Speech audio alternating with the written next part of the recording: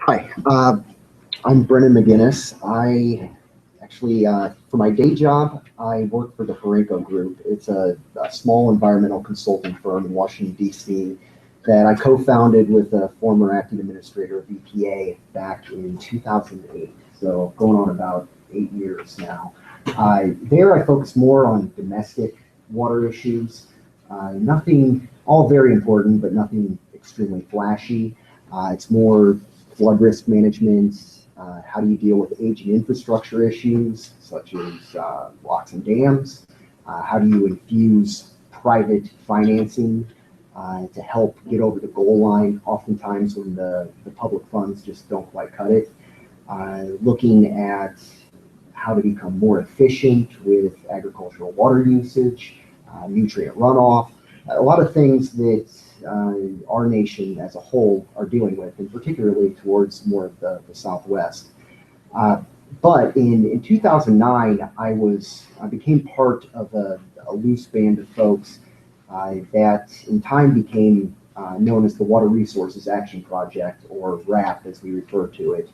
And that's what I'm going to be talking to everybody about today. It's a passion of mine, and I find it oftentimes a lot more interesting than some of the things that we're dealing with here in our nation, and I think puts things in perspective when you look at some of the water issues that people are dealing with on a global issue, particularly in the Middle East. So with that, I'm going to start, before I get into what WRAP is all about, I'm just going to give a snapshot of why is water such an issue in the Middle East. And I'm going to focus particularly on where our group's efforts are focused, which is the bordering regions of Israel, Palestine, and Jordan. Because, no secret, and I'm sure you've seen it in the news as of late, there is a very stressed political climate.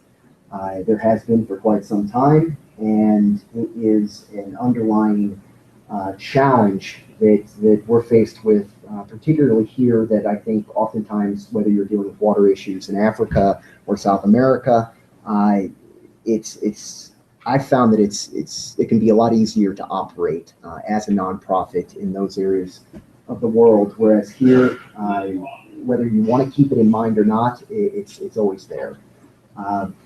Population growth, definitely, that's going on globally, but particularly in Jordan, with the number of refugees that are coming in from Syria, from Iraq, their water resources, their food resources, all the resources are particularly stressed. Surface water, very stressed. It's becoming very polluted for a number of reasons. You have the diminishing groundwater, which a lot of, particularly Palestine, is turning to, especially Gaza, in order to meet its water needs. This is all leading to a worsening drought that is taking effect. And desalination, it has become a solution for Israel now.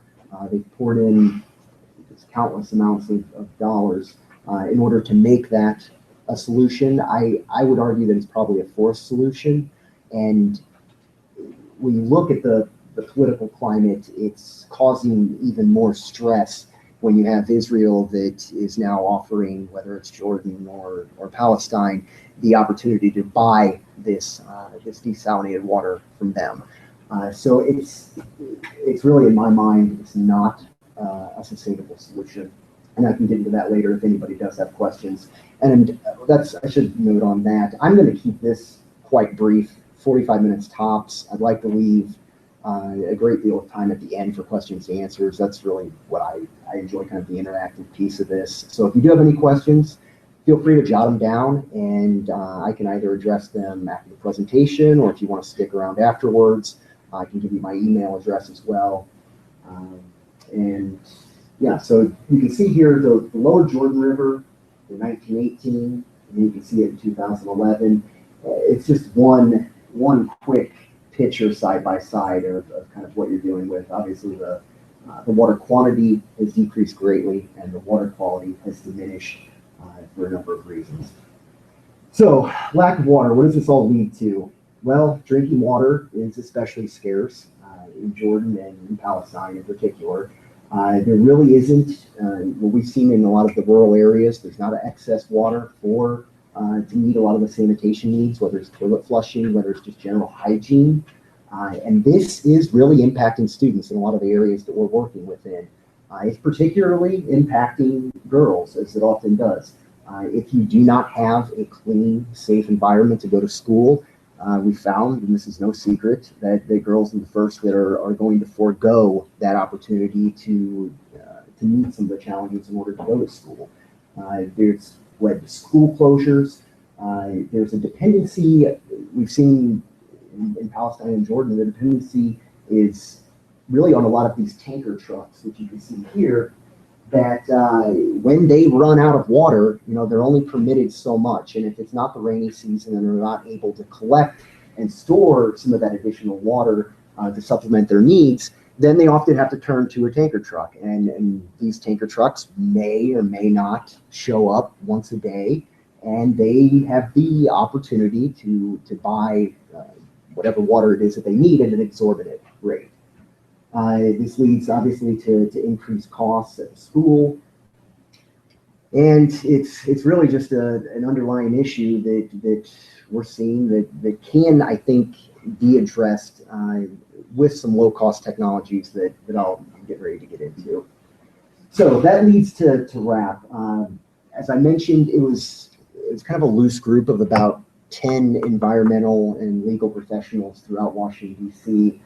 That are working, some in water, some are not, but they wanted to begin giving back, and particularly to this part of the world. And we identified this as, I think, one of the issues that we could, with a very small budget and a very small, I'll stress, volunteer group, be able to come in and make an immediate difference. Because oftentimes I think that's what nonprofits, particularly the small ones, and particularly ones that are volunteer, is how can you make a difference when you're dealing with such a small budget.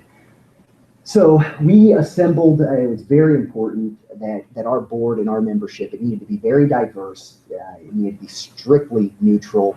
It's no secret that there is a great deal of mistrust in the Middle East. So having a number of a variety of political, ethnic, and religious backgrounds comprised of our membership was very important, not only to build our reputation as an equal provider and one that is not going to get caught up in a lot of the political issues that are going on right now, and really just bring a stalemate to a lot of the progress that is attempted to be made in this area. So mission, pretty general, just to improve the quality of life for underserved communities in the Middle East through greater water stewardship, operating with strict political and religious neutrality. And how do we go about doing that? This is really become what we found that we can make a difference right now, is we turn to rainwater harvesting as kind of our immediate solution. And it's no secret that rainwater harvesting, particularly in this area of the world, whether it's through cisterns or otherwise, it's been going on for centuries, thousands of years. So this is nothing new, which is one reason we chose to do it, because it is, the people in this area and globally they're very familiar with rainwater harvesting, how to operate such systems. Let me just describe quickly the way that they do operate. It's very straightforward. So what we chose to do is at schools, and we chose schools because schools, obviously, if you are able to address the needs of children, that this is going to reap additional benefits down the road to allow them the ability to go to school uninterrupted, to be able to utilize water and sanitation services.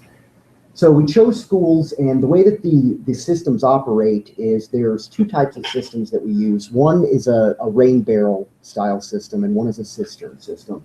So you can see here on the left, this is a rain barrel, and then this is a cistern. Rain barrel, both of them actually, there is a catchment area on the roof of the school. During the rainy season, which is typically from November to March, there will be oftentimes torrential downpours, which is even more important of why you want to capture as much of this rain as you possibly can, because it does come back down very heavy and not very often. And when it does, it gets soaked up into the ground and then oftentimes makes its way to the Mediterranean Sea. So what we did is we have the catchment area on the roof of the school. It catches as much as it possibly can and then diverts it through a series of pipes into, if it's a rain barrel system, a series of rain barrels. The first rain barrel is used to collect any of the sediment that may be coming off the roof. It's I think the first kind of opportunity to begin to just not really purify the water, but to make it usable for our purposes. So then it travels through the various barrels, and then when it's needed, it is pumped back through a different series of pipes into the restrooms of the schools, into the back of the toilets, and it's used for toilet flushing. From a cistern, same deal, it's collected on the roof and it's diverted into this underground cement tank where it is then pumped to the restrooms and is used for toilet flushing in the schools. We don't, for a variety of reasons, there's none of this water is used for drinking. If you can imagine that drinking water, whether it's here or over there, it really comprises a very small part of the school's overall water needs. Really, they need the water for toilet flushing. You can imagine the amount of students on a centralized site. That's really their main water consumer. And what we also do, and I'll stress, and I think the more important piece of this is that we have an accompanying a parallel environmental education program. So the students, they're engaged, they're very hands-on on a daily basis of going out, monitoring, how much water is being collected, how much is being stored, how much is transported to the toilets, how much is the school using, and what, by having this rainwater harvesting system, does that then save the school in money so that they can then put these to other needs. And in some cases, what we're seeing with some of the schools, which I'll go to the next slide of our pilot project, is that they're actually using some of the excess water for community gardening, which is teaching the students about a whole nother dimension to the importance of water, and whether it's drip irrigation or other techniques, to be able to use it as wisely as possible. So our first project is in the Subaher Girls School in East Jerusalem. This is no secret, an underprivileged area in Israel that borders Palestine.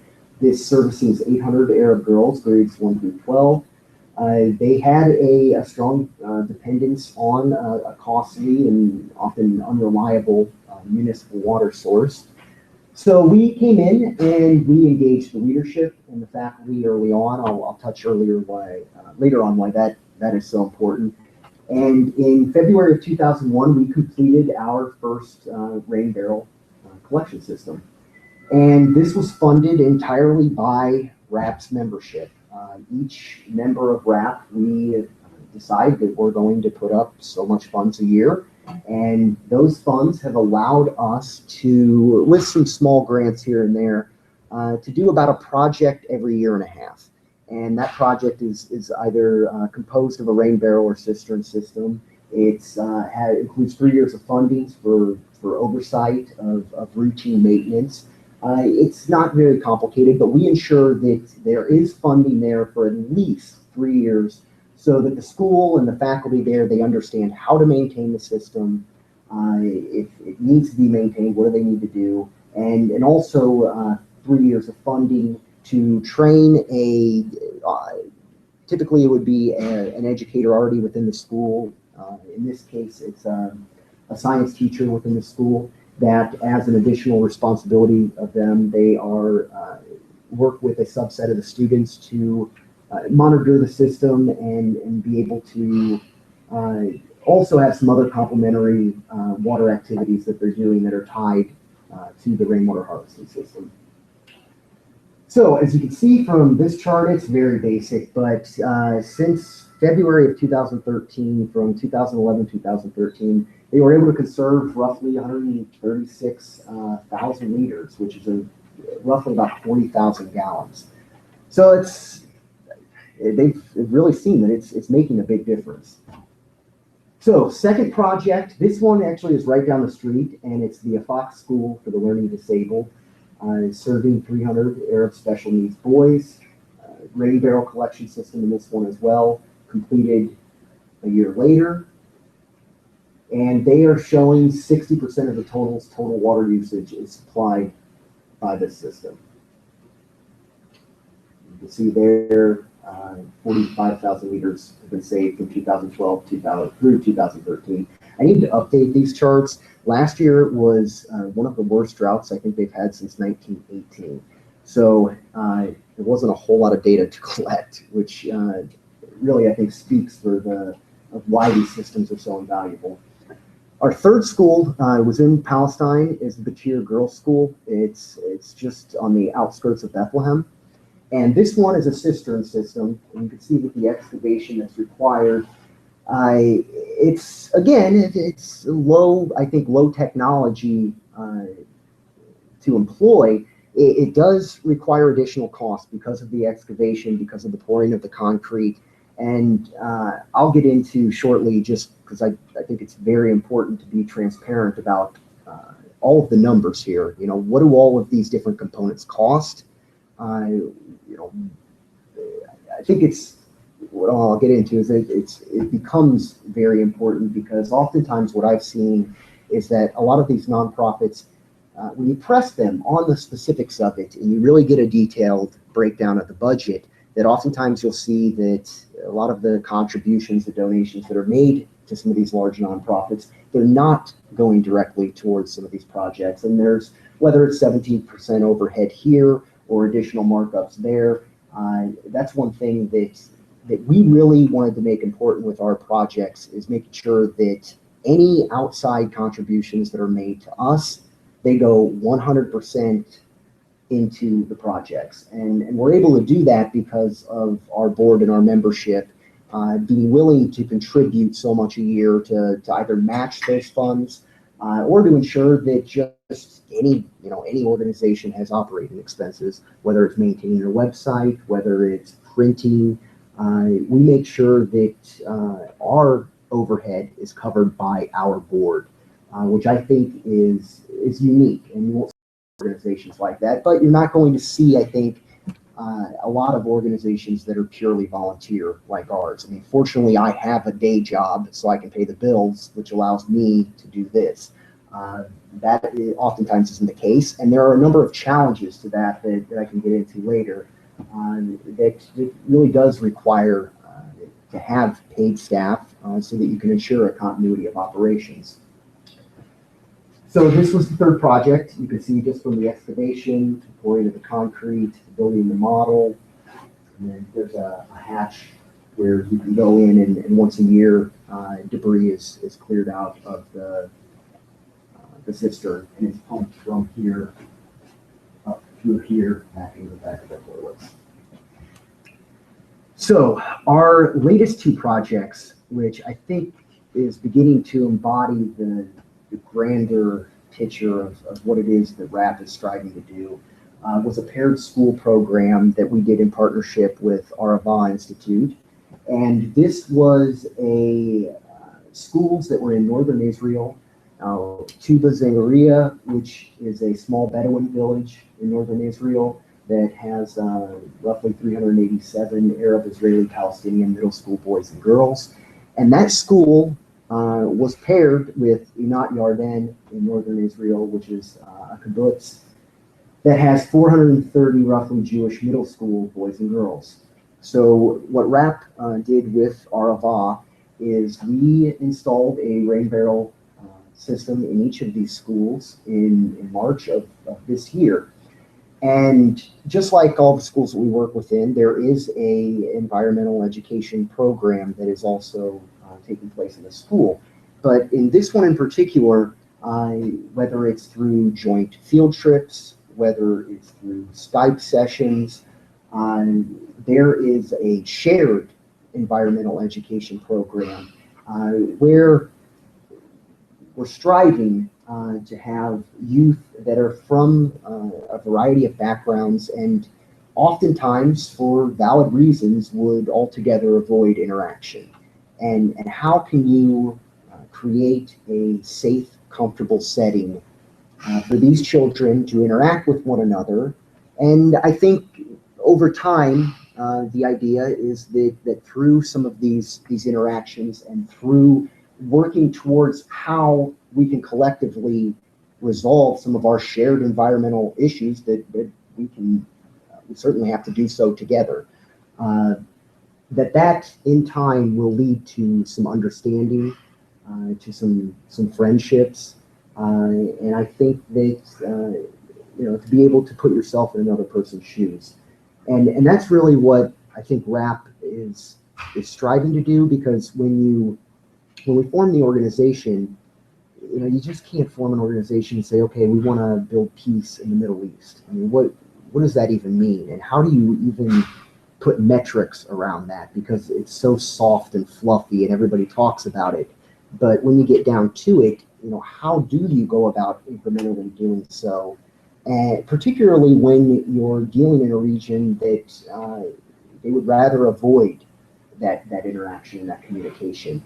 How can you start small with something that's practical to begin to get some of that communication going on? And that's what we're starting to see now.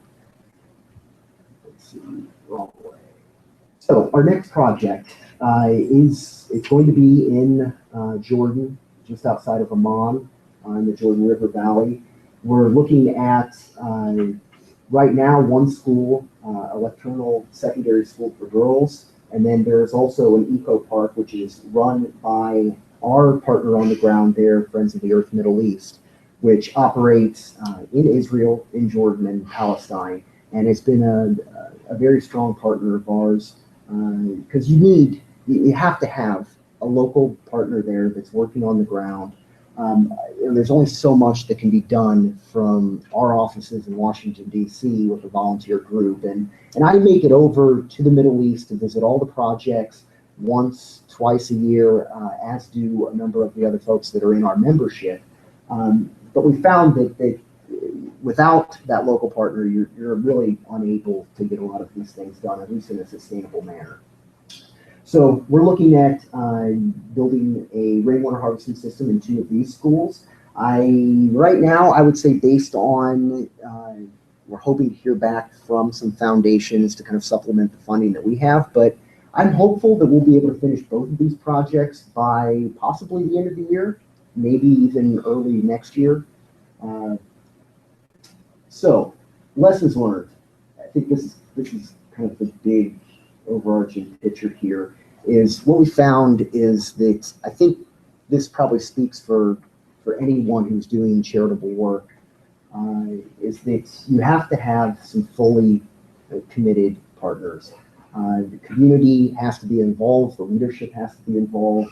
If they do not take ownership over the project that you are trying to implement, then it won't be sustainable once you leave. And I think we've probably seen, if you look at a lot of the nonprofits out there, is that is taking place with at least, not all of them. I mean, some are doing really good work, but I have had the misfortune to run into some nonprofits, though, that they want to put down that next project and they really don't pay much attention to the project that they just put down. And is it working? Is it operating? Is it maintained? Because, if they're looking at that next funding source and in order to collect that overhead to do that next project, it's not really flashy to make sure your last project still works. So that's why you really need the schools that we're working within to say this is our rainwater harvesting system, this is our educational program, and I don't want to say once we remove ourselves from the project, because we don't. We do put up funding for that initial 3 years, but that doesn't, that's not to say that we don't continue to remain involved with all of our schools, and we do. Strong educational component is critical. The rainwater harvesting system, it rains from November to March. You can only collect so much. It's not going to last the remaining parts of the year. So you really need, I think, that educational, that conservation ethic, which a lot of these schools already have, but I think it's just helping to harness that, helping to supplement that, uh, so that they can then, I think, make a number of adjustments and improvements over the course of the entire school year, and not just at school, but what lessons can be carried home, uh, which can be then transferred, I'd say from the ground up, from the students to the parents, and then across the community as a whole. And that's what we're seeing. And I think that's really how you get to that sustainable position that we want to be in. Having a detailed screening process and transparency is important. I've seen, again, I, I think similar efforts as ours that are going on. And if you don't really have the school that's committed, it will be a failure, I think, over time, because there's only so much you can do positioned here within the United States. Having proven contractors, routine maintenance, it's extremely important. This is the engineer, Amir Yachieli, that installs our systems in Israel. He's top notch. And, when after, you pay the guy, you can guarantee that he's going to be out there again and again and again if there's an issue. These are the people that you want. They're invested in the project. They care about it. And they're willing to go across lines in order to implement some of these projects, which is very important. Continued follow-up and reporting. We really stress the metrics. We have an online reporting system. We have handwritten reporting systems. Anything we can do, I think it's very important, to prove that these projects are successful, to be able to secure additional funding. You have to be able to prove that they are making a difference, that they are saving water, that the children are learning some of these lessons. And identifying the end game and kind of creating a roadmap to get there. I think that our roadmap from the start has been to have 10 schools operating fully underway in Jordan, in Israel, and in Palestine. And then at that point in time and along the way is how can you then, with that those schools, is to establish a very strong network between those schools, between schools here in the U.S., so that there is a level of communication that's going on, and that there is some shared joint learning that's going on as well. So what makes RAP unique? And I've touched on all of this, and I think that first and foremost, that every penny of every dollar, it goes directly to our projects. There's not a lot of organizations that can say that. Now, we have no overhead, no pass-throughs, really very little bureaucracy, no salaries. Again, there's challenges to this because I've had people that have asked me, well, what happens when myself or the other 10 or so board members move on to the next big thing? What happens to RAP, to the things that we have underway? And that's a very legitimate, I think, concern. What I tell people, though, is that really our organization, any organization, is just as strong as the people that are doing these efforts. I mean, we're passionate about it to begin with. We're doing it volunteer. I think that because of the commitments that we have from the people that are involved in the organization, that this isn't something that's just simply going to go away. But we've seen that it's passed on, and we're seeing that as we have new volunteers that sign up, others that exit to do additional things. There is that continuity of operations to make sure that that somebody is tending to all the different things that need to be addressed. In terms of, I think, transparency, very important. Like I said, with the budget, you may ask, how much do these things cost? Well, what we've been able to see is that for a rain barrel system, say in East Jerusalem, we're able to fully construct the rain barrel system, have 3 years of training, have 3 years of the educational program for roughly $16,000 to $18,000. A cistern system, a bit more expensive. It may run you upwards of $20,000, $22,000 for all those different pieces.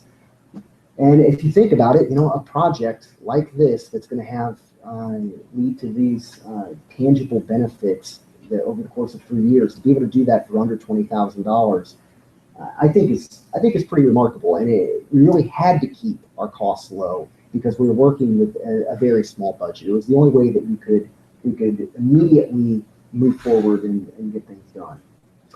Like I said, metrics and reporting, very important. Ongoing maintenance, I can't stress that enough. I don't know how many countless projects I hear about, particularly in Africa, that are no longer working, either because the community wasn't trained on how to maintain it, or there was not at least an additional funding source, revenue stream established so that they could finance any maintenance that had to be done moving forward. And making sure that you do. Each of our members, we visit annually, semi-annually, each of these projects. We speak with the people there on the ground. We fine-tune our approach as we move forward on it, which I think is important. So that does it. What I ask of you is to check us out. Our website is rapdc.org. You can certainly, I think, take a look at the folks that we have involved in our organization. I think to just be mindful of the real issues at hand, some of the solutions, some of the oftentimes I think the news, they focus so much on the negative, and there really is a lot of positive things that are going on at the community level and cross borders. Feedback, certainly, if there's anything that you come up with, that opportunities that we should look into, ways to improve what we're doing, let me know. And one thing that we're looking through now is I'm working with actually a number of institutions and a number of universities looking at how some of the student groups can become engaged in what it is that we're doing. I think that's one thing that I've found that particularly student level at the university level is they're very attracted to this kind of approach because you see immediate results. And a lot of times I don't think that with some of the projects that are going on that you're able to see some of those immediate results that your contributions make to that. And what I've seen from running one of these projects is that whether you're a business student or you're studying science, whatever it is, there really, I think, introduces all of the various aspects of the things that you're learning in class with one of these projects. You have to develop a budget. There is a great deal of accounting. There is fundraising. There's marketing. There is a lot of planning that goes along the way, managing your time, managing milestones.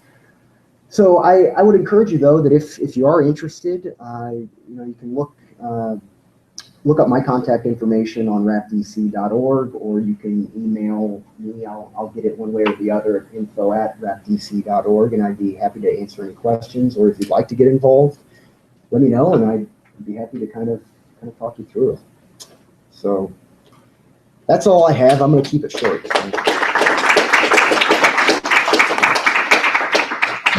have time for questions. Yeah. Has questions?